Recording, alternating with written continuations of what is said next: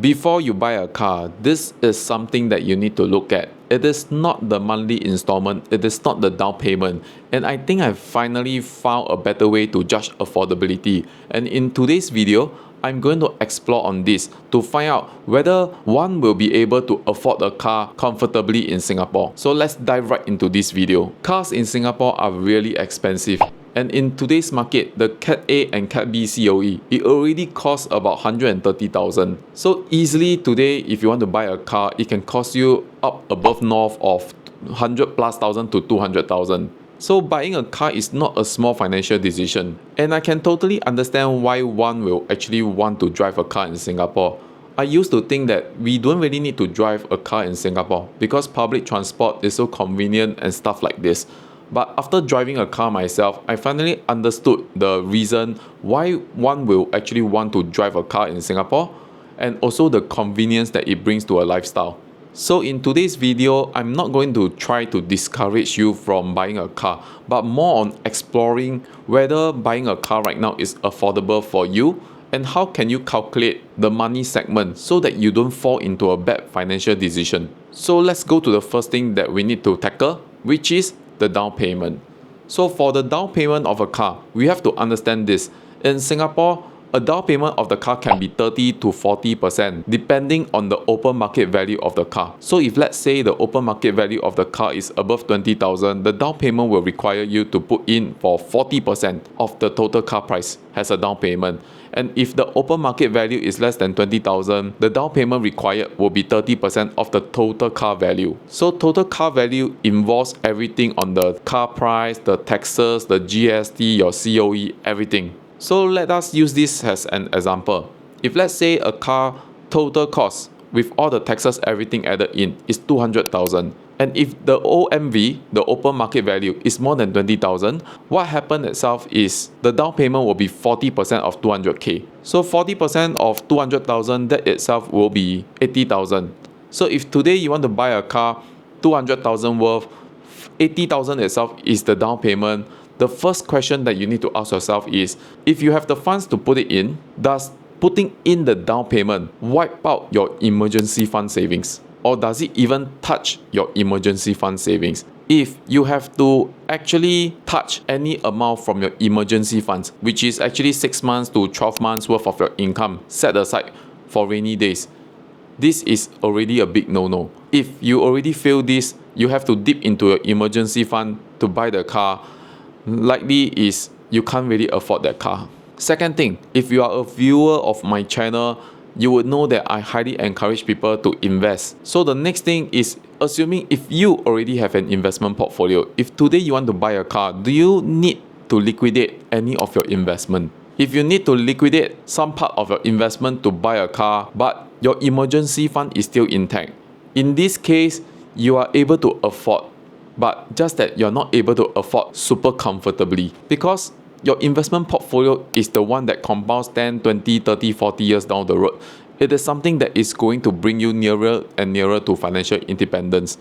If any amount that you use from your investment portfolio and you put it into the car, whatever you put into the car, it will turn to zero at the end of 10 years. So you have to understand the depreciation of a car. 200,000 to become zero. So if you have to touch your investment portfolio, you are still able to afford the car, but just that you are not at the ideal financial situation yet. So that is the first part. And the second part, talk about the monthly installment. So when you're shopping for a car, the most common mistake that you can make is to just focus on the monthly installment of the car. But that is not all of the costs that will involve in owning a car.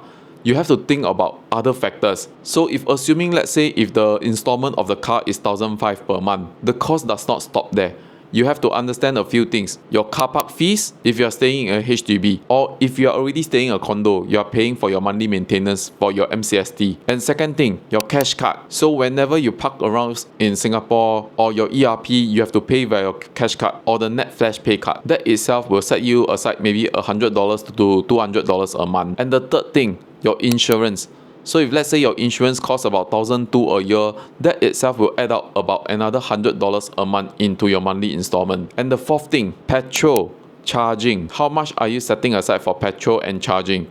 Petrol easily can cost you about maybe $200 to $400 a month depending on how frequent you drive. Charging itself likelihood can cost you about $100 to $200 a month, also depending on the mileage. So this itself is also another $200 to $400 of add-on costs. And your road tax. So my current Tesla Model Y road tax is about $2,200 a year. This also easily added another nearly $200 a month into the monthly installment. And lastly, your servicing and repairs. When I used to drive a ICE vehicle, I have spent quite a bit of money on the maintenance of the vehicle. So it's like the oil change, and if there's any repairs that are needed or the change of tires, all these add up costs. So only once you really know the figure, then you can see whether after deducting this total cost from your income, are you still able to afford the car?